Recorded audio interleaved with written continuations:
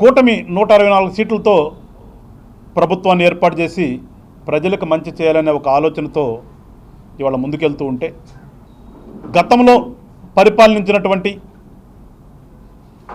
వైఎస్ఆర్ పార్టీకి చెందినటువంటి నాయకులు, మరి ముఖ్యంగా జగన్మోహన్ రెడ్డి గారి నాయకత్వంలో ఇవాళ ప్రతిపక్ష పాత్రను ఏ విధంగా పోషిస్తున్నాడు, నిజంగా ఆయన ప్రతిపక్ష పార్టీకి అర్హుడా కాదా, ఒకసారి రాష్ట్ర ప్రజలందరూ కూడా సునిశ్చితంగా ఆలోచించవలసినటువంటి విషయం ఇవాళ. ఆ పరిస్థితులు ఇవాళ కనిపిస్తున్నాయి. ఒక వారం క్రితం కానీ, ఒక నెల రోజుల నుంచి దేశ రాజధాని ఢిల్లీలో జరిగినటువంటి నీట్ పేపర్ లీకేజ్ మీద యువతరమంతా కదిలొచ్చి ఈ దేశం నా దేశం, నా దేశం బాగుండాలనే నినాదాలతో ఒక ఉద్యమం చేస్తే ఒక చట్టమే వాళ్ళు వచ్చింది యాంటీ లీకేజ్ మీద. అలాంటి తరుణంలో మరి ఆంధ్ర రాష్ట్రంలో యువత ఏం ఆలోచిస్తున్నారు, ఇక్కడ ఉన్నటువంటి జంజీ ఏ విధంగా ఉన్నారు, రాజకీయాల పట్ల సుముఖతగా ఉన్నారా, విముఖతగా ఉన్నారా, అసలు రాష్ట్రంలో జరుగుతున్నటువంటి పరిణామాల్ని ఈ జంజీ గమనిస్తుందా లేదా, ఒకసారి ప్రజలందరూ కూడా ఆలోచన చేయాలి. ఎందుకంటే చూసాం నిన్నటి రోజున జగన్మోహన్ రెడ్డి గారు ఒక పరామర్శ పేరుతో రేపాగితే ఎల్లుండి మన రాష్ట్రం గర్వించే విధంగా భోగాపురం ఎయిర్పోర్ట్ని ప్రారంభించుకునేటటువంటి సందర్భంలో నిన్న ఉత్తరాంధ్రలో వాళ్ళ నాయకుడిని పరామర్శ అనే పేరుతో నిన్న జరిగినటువంటి సంఘటనలు, పరామర్శ అనే పేరుతో వెళ్ళి జగన్మోహన్ రెడ్డి గారు పరామర్శించడం మరి ఆ వ్యక్తిని. అంటే అసలు మీ ఎజెండా ఏంటి? పరామర్శిద్దామనేది మీ మనసులో ఉందా లేదా? అక్కడికి వెళ్ళి జైలు బయట ప్రెస్ మీట్ పెట్టి మళ్ళా కులాలు ఎత్తుతాడు. ఈయనకి తెలిసింది వెళ్ళే కులాలు శవాలు తప్పితే ఇంకోటి ఉండదు ఈయనకి.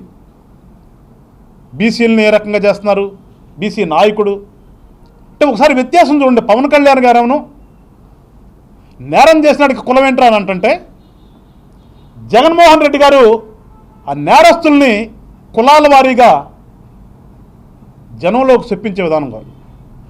అంటే ఒక రాజకీయ నాయకుడికి ఏ లక్షణాలు ఉండాలి అనేది ఒకసారి గ్రహించండి, గమనించండి అని రాష్ట్ర ప్రజలను కోరుకుంటున్నాం. మరి అంత ప్రేమ ఉండి అక్కడ దాకా వెళ్ళినటువంటి వ్యక్తి ఆయన్ని పరామర్శించకుండా ఎందుకు వచ్చాడు? అంటే నిజంగా పరామర్శిద్దామని వెళ్ళావా? పరామర్శ పేరుతో వైజాగ్ నుంచి శ్రీకాకుళం వరకు బల ప్రదర్శన చేసి నాకింకా బలముద్దని చూపించుకునేటటువంటి ప్రయత్నం చేసావా? ఒకసారి జగన్మోహన్ రెడ్డి గారు ఈ క్వశ్చన్లన్నిటికి కూడా ఆన్సర్ చెప్పాల్సినటువంటి ఆవశ్యకత ఉందా అని మీద. జనరల్గా నాయకులు పరామర్శలకు వెళ్తారు, ఏదో వీళ్ళంటి దగ్గర బయలుదేరతారు, వాళ్ళ ఇంటికి వెళ్తారు, పరామర్శిస్తారు, ఏమన్నా ఉంటే అక్కడ ప్రశ్నలు మాట్లాడతారు, వచ్చేస్తారు. అది మనకు తెలిసినటువంటి పరామర్శలు. మరి జగన్మోహన్ రెడ్డి గారు నిన్న సరే ఆయన ఎందుకు పరామర్శకి వెళ్ళాడు, పరామర్శ అసలు కరెక్టా కాదా అనేది ఒక సబ్జెక్ట్ అయితే, మరి పరామర్శించడానికి వెళ్ళినటువంటి వ్యక్తి వైజాగ్లో ఎయిర్పోర్ట్లో దిగిన తర్వాత 6.5 గంటలు 2 గంటల ప్రయాణం ఉన్నటువంటిదని 6.5 గంటల ప్రయాణం తీసుకుని పరామర్శించకుండానే వెళ్ళిపోయిన తర్వాత ఇదే మాటలు మాట్లాడినటువంటి ఆ బీసీ సామాజిక వర్గం కానీ, మరీ ముఖ్యంగా ఆ కులం వ్యక్తులు కానీ ఏ రకంగా ఆలోచిస్తున్నారు, ఏ రకంగా ఆలోచిస్తారో ఒకసారి ఆలోచన చేయండి అని చెప్పేసి జనసేన పార్టీ తరఫు నుంచి కోరుతున్నాను మిమ్మల్ని అందరం కూడా. మరి ప్రేమ ఉన్నవాడు కలవాలి కదా, మరి కలవకుండా పోయాడంటే ప్రేమ ఉన్నట్టా లేనట్టా ఒకసారి ఆ కులస్తుల్ని కోరుతున్నా. యాక్చువల్గా మా సిద్ధాంతాలు వేరు, మాకు కనిపిస్తున్న పక్కనే ఫస్ట్ సిద్ధాంతం ఏమాది కులాలను కలిపే విధానం అని. కానీ వీళ్ళు మాట్లాడరు కాబట్టి ప్రజలకు ఒకసారి అర్థం అవ్వాలి కాబట్టి నేను కూడా మాట్లాడుతున్నా.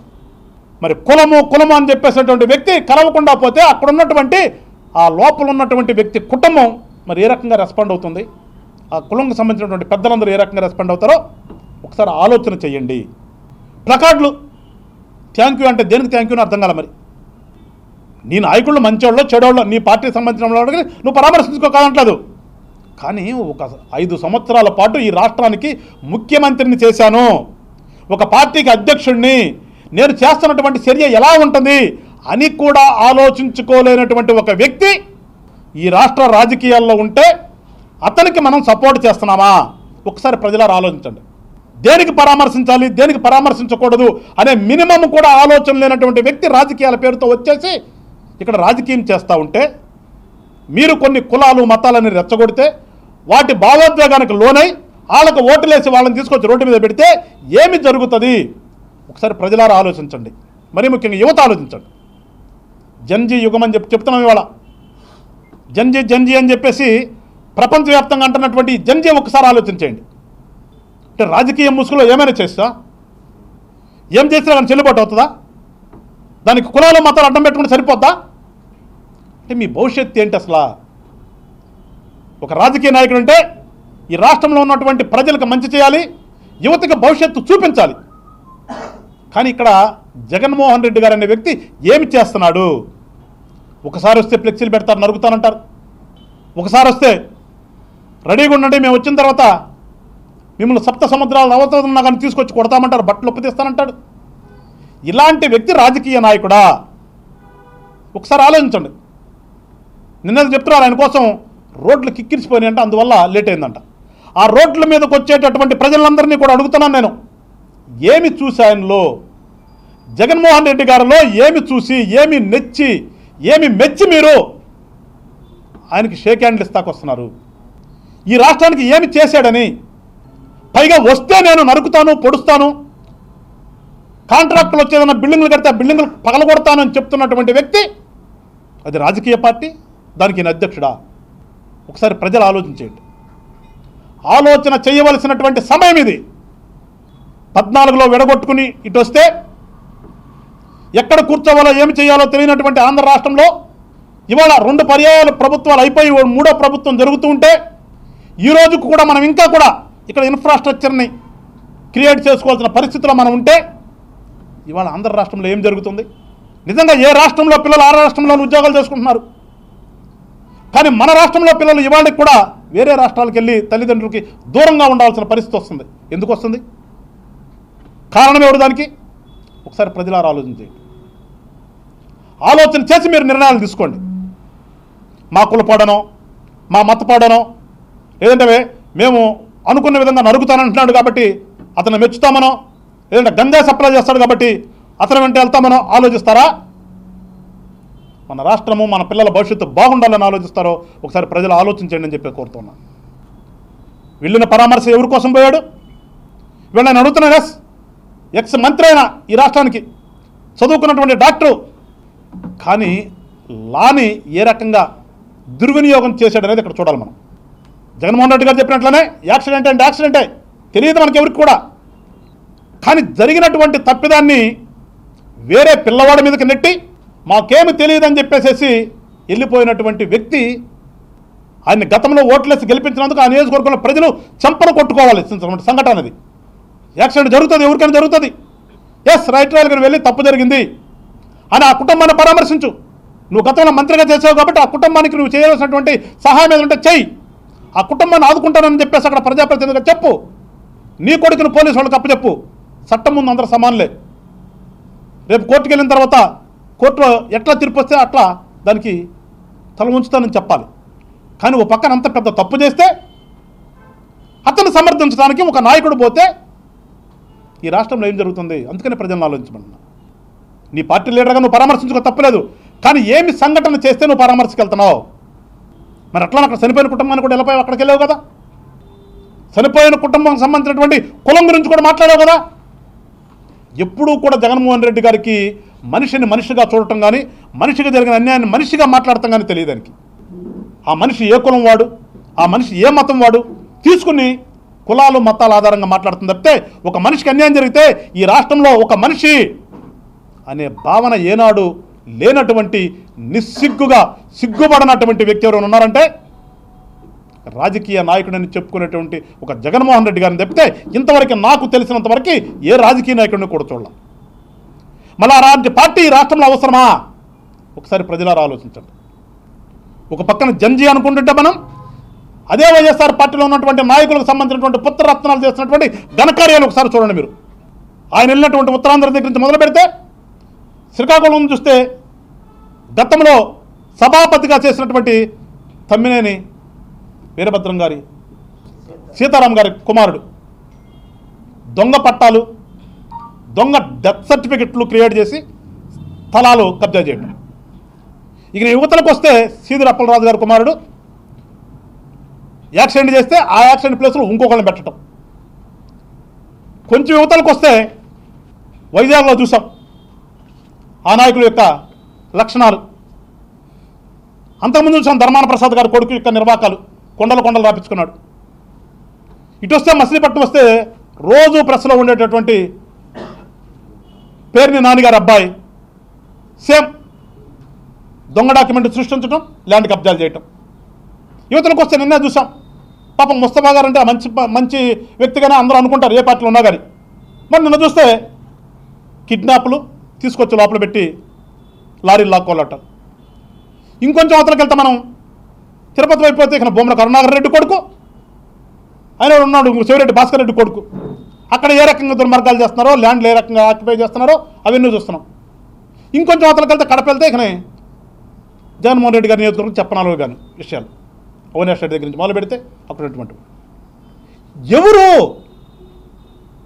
అంటే వీళ్ళని చూసిన తర్వాత ఈ రాష్ట్రంలో ఉన్నటువంటి యువత ఏమి నేర్చుకుంటుంది? ఇలాంటి వాళ్ళందరినీ వెనకేసుకొచ్చేటటువంటి జగన్మోహన్ రెడ్డి గారు నిజంగా రాజకీయ నాయకుడా? ఒకసారి ఆలోచించవలసిన అవసరం ఉంది. కాబట్టి ప్రజలందరూ కూడా ఆలోచించండి అని చెప్పేసి జనసేన పార్టీ తరఫున మేము కోరుతాం. ఎందుకంటే మేము కోరుకుంటుంది రాష్ట్రంలో ప్రజలకు మంచి జరగాలి, రాష్ట్రం అభివృద్ధి చెందాలి, కంపెనీలు రావాలి, ఇక్కడికి యూనివర్సిటీలు రావాలి, పిల్లల భవిష్యత్తు బాగుండాలి అని మేము కోరుకుంటుంటే సంపండ్రా, సంపిన వాళ్ళకి నేను సీట్ ఇస్తాను, నరికిరాండ్రా, నరికిన వాళ్ళకి నేను ఎంపీలు ఇస్తాను అని ఈ రకంగా చెప్తున్నటువంటి జగన్మోహన్ రెడ్డి పార్టీ ఎక్కడ ఒకసారి ఆలోచించని చెప్పి కోరుతున్నాం. ఇకపోతే పోలీస్ వ్యవస్థ నిన్న చూసాం. కూటమి ప్రభుత్వం ఏర్పడినటువంటి మొదటి నెలలోనే చెప్పాడు పవన్ కళ్యాణ్ గారు, ఏ వ్యవస్థ పని ఆ వ్యవస్థ మీరు సక్రమంగా చేయండి, ఏ శాఖలోనూ కూడా ప్రభుత్వం నుంచి మేము ఏలు పెట్టము, మీ శాఖలను మీరు సమర్థంగా నిర్వర్తించండి, మీ పని మీరు నిర్వహించండి అని చెబితే మరి ఎన్ని డిపార్ట్మెంట్లు ఈ రాష్ట్రంలో నిజంగా బాధ్యతగా పనిచేస్తున్నాయి? ఒకసారి అందరినీ కూడా జనసేన పార్టీ నుంచి ప్రశ్నిస్తున్నాం. ఐఏఎస్ఎల్ దగ్గర నుంచి ఐపీఎస్ఎల్ దగ్గర నుంచి గ్రూప్ 1 గ్రూప్ 2 ఉద్యోగస్తులందరినీ కూడా అడుగుతున్నాను. వాళ్ళ నిజంగా మీరు గుండెల మీద వేసుకుని మీ మనస్సాక్షిగా మీరు ప్రశ్నించుకోండి, మీ ఉద్యోగాన్ని మీరు సక్రమంగా చేస్తున్నారా? కూటమి ప్రభుత్వం ఎన్నో ఆశలతో ఈ రాష్ట్రంలో ప్రభుత్వాన్ని స్టార్ట్ చేసింది. మరీ ముఖ్యంగా జనసేన పార్టీ మేము కూటమిని ఏర్పాటు చేశామంటే రాష్ట్రం బాగుండాలి, రాజకీయ పార్టీగా మేము మా పార్టీ ఎంత ఎదుగుదల కాదు, ప్రజలకు మనవంతుగా ఏం చేస్తామని చెప్పేసి కూటమిని ఏర్పాటు చేసి మేము వస్తే నిజంగా ఎన్ని శాఖల్లో వాళ్ళు ఎంత మంచిగా పనిచేస్తున్నారో మీ ఆత్మసాక్షిని మీరే పరిశీలించుకోండి. ఒకసారి 2 గంటల్లో వెళ్ళవలసినటువంటి జగన్మోహన్ రెడ్డి గారి కాన్వాయ్ నిన్న 6.5 గంటలు టైం తీసుకుందంటే నిజంగా ఈ రాష్ట్రంలో పోలీస్ వ్యవస్థ సక్రమంగా ఉందా? మీ పని మీరు ఎందుకు చేయలేకపోతున్నారు? మీరు పదే ఎందుకు రిపీట్ అవుతుంది? జగన్మోహన్ రెడ్డి గారు బయటకు వచ్చిన ప్రతిసారి కూడా ఆ కాన్వాయ్ కింద ఎవడు కూడా పడి సవటమా, లేకపోతే ఆ ప్రాంతంలో ఏదో కలదోలు రావటమా, ప్రజలు సుఖానికి ఇబ్బందులు కలగటమా, ఏదో ఒకటి జరుగుతూనే ఉంది. నిన్న మరీ ముఖ్యంగా ఒక లేడీ ఎస్ఐని విధుల్లో ఉన్నటువంటి ఆమెని రౌండప్ చేసి ఇన్హ్యూమన్గా వైఎస్ఆర్ పార్టీకి చెందినటువంటి లీడర్లు, వాళ్ళేమి కార్యకర్తలు కూడా కాదు, వాళ్ళు ఒక లీడర్లు, నియోజకవర్గం స్థాయి లీడర్లు అందరూ కూడా ఆ విజువల్స్ చూస్తుంటే అనిపిస్తుంది మనకే నిజంగా ఆడవారికి ఉద్యోగాలు అవసరమా అన్నంత బాధ నాకైతేసింది. ఆమెను రక్షించుకునేటటువంటి పరిస్థితిలో ఎంతగా ఇబ్బంది పడిందో ఆమె. పోలీసు వ్యవస్థలో ఉన్నటువంటి ఒక పోలీస్ ఎస్ఐనే, లేడీ ఎస్ఐఏ నిన్న అంత ఇబ్బంది పడిందంటే ఉన్నటువంటి అధికారులు ఏం చేస్తున్నారు? జిల్లాని కాపాడవలసినటువంటి ఎస్పీ ఏం చేస్తున్నాడు? కింద ఉన్నటువంటి డివిజనల్ స్థాయి పోలీసులు ఏం చేస్తున్నారు? అంటే అంత భయం లేకుండా, వాస్తవానికి పోలీసులు చూస్తే ప్రజలు భయపడాలి. కానీ ఇక్కడ వాళ్ళకి విచిత్రం ఏంటో నాకు అర్థం కావట్లేదు. వైఎస్ఆర్ పార్టీ గతంలో ప్రభుత్వంలో పనిచేసిన దగ్గర నుంచి ఇప్పుడు ప్రతిపక్షం ఉన్నప్పటికీ కూడా వైఎస్ఆర్ పార్టీ వాళ్ళకు చెందినటువంటి కార్యకర్తలు కానీ లీడర్లు కానీ చూస్తే పోలీసులు భయపడుతున్నారు. మీకు ఉద్యోగం అవసరమా? భయపడేటటువంటి పోలీసులు ఉద్యోగం చేయడం అవసరమా ఈ రాష్ట్రంలో? పోలీసులే భయపెడితే రక్షణ ఎవరు కల్పిస్తారు? మిమ్మల్ని మీరు రక్షించుకునేటటువంటి పరిస్థితుల్లో ఉండిపోయినటువంటి వ్యవస్థ అంత నిర్వీర్యం అయిపోతే వాళ్ళ ఈ రాష్ట్రంలో శాంతి భద్రతలు ఏ రకంగా ఉంటాయి? ఒకంత బాధేస్తుంది ప్రభుత్వంలో ఉంటే ఇవాళ వ్యవస్థల గురించి మాట్లాడటానికి. కానీ జనసేన పార్టీ మా స్వార్థ రాజకీయాల కోసం రాలా. మేము ప్రజల కోసం వచ్చాం, రాష్ట్ర అభివృద్ధి కోసం పార్టీ పెట్టాం. పవన్ కళ్యాణ్ గారు ఈ రాష్ట్ర రాజకీయాల్లో మార్పు తీసుకురావాలనే ఒక నినాదంతో నాలాంటి వాళ్ళందరూ కూడా రాజకీయాల్లోకి వచ్చాము ఇవాళ. కానీ స్వార్థంతో నిండిపోయినటువంటి పార్టీలు పెట్టుకుని వాళ్ళకు ఊడిగం చేస్తామంటే జనసేన పార్టీ చూస్తూ ఊరుకోదు. వాళ్ళ ప్రభుత్వం కూడా తెలుసుకోవాలి. వాళ్ళ 58 సంవత్సరాల రిటైర్మెంట్ వయసు నుంచి వాళ్ళ రిటైర్మెంట్ బెనిఫిట్స్ ఇవ్వలేని పరిస్థితికి వెళ్ళిన తర్వాత 62 సంవత్సరాలు తీస్తే 62 సంవత్సరాల్లో ఉన్నటువంటి వ్యక్తి ఇంకొక వ్యక్తిని కాపాడగలుగుతాడా? 62 సంవత్సరాలు వచ్చినటువంటి వ్యక్తి ఆర్టీసీ డ్రైవర్గా ఉంటే బస్సును నడపగలుగుతాడా? 62 సంవత్సరాల వయసులో ఉన్నటువంటి కొన్ని వ్యవస్థల్లో ఉన్నటువంటి ఎంప్లాయీస్ పని చేయగలుగుతారా? ఆలోచించాలి కదా. ఒక పక్కన జన్జీ అంటే మీరు 4 సంవత్సరాలు పెంచుకుంటూ పోతే చదువుకున్నటువంటి కుర్రవాళ్ళకు ఉద్యోగాలు ఎక్కడి నుంచి వస్తాయి? ఇవాళ ఉద్యోగాలు ఇవ్వలేని పరిస్థితికి వచ్చామంటే కారణం ఏంటి? ఒకసారి ప్రభుత్వం కూడా ఆలోచన చేయవలసినటువంటి ఆవశ్యకత ఉందని చెప్పేసి జనసేన పార్టీ నుంచి నేను కోరుతున్నాను. మరొకసారి చెప్తున్నాను, పోలీస్ డిపార్ట్మెంట్ మీద పవన్ కళ్యాణ్ గారు 2-3 సార్లు కూడా కామెంట్లు చేశారు. ఏమని? మీ పని మీరు చేయండి అని. దానికి కొంతమంది కుహనావాదులు కొన్ని రకాలుగా డైవర్ట్ చేసి వేరే రకంగా మాట్లాడుతున్నారు. కానీ వాళ్ళ జనసేన నుంచి చెప్తున్నాం, పోలీసు వ్యవస్థ సక్రమంగా లేకపోతే రాష్ట్రంలో అశాంతి వస్తుంది. కనుకనే మెయిన్గా దాని మీద మాట్లాడాల్సిన పరిస్థితి వస్తుంది. వాళ్ళ అరే నిన్న ఎస్ఐ గారు పాపం ఇబ్బంది పడుతుంటే పక్కన ఇంకొక సిఐ ఇంకొక ఎస్ఐ ఉన్నవాడు, అతను ఆపే పరిస్థితి లేదు. అసలు దాని మీద ఇంతవరకు ఏమైందో కూడా ఇంతవరకు తెలియదు. క్రైమ్ రిజిస్టర్ చేశారా వాళ్ళ మీద? వాళ్ళని తీసుకెళ్లి పోలీస్ స్టేషన్లో కూర్చోబెట్టడం లేదో ఇంతవరకు తెలియదు. ఇలాంటి పరిస్థితుల్లో పోలీస్ వ్యవస్థ ఉంటే ఎవరు రక్షిస్తారు?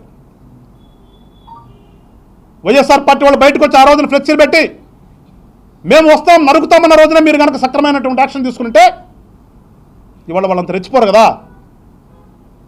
మేము వస్తాం రఫ్ అని ఫ్లెక్సీలు పెడుతుంటే మీరు చూస్తూ కూర్చుంటే వాటంకా రేపటి రోజున ఏం చేస్తారు? ఒకళ్ళు తన్నుకుని చావాలన్నా?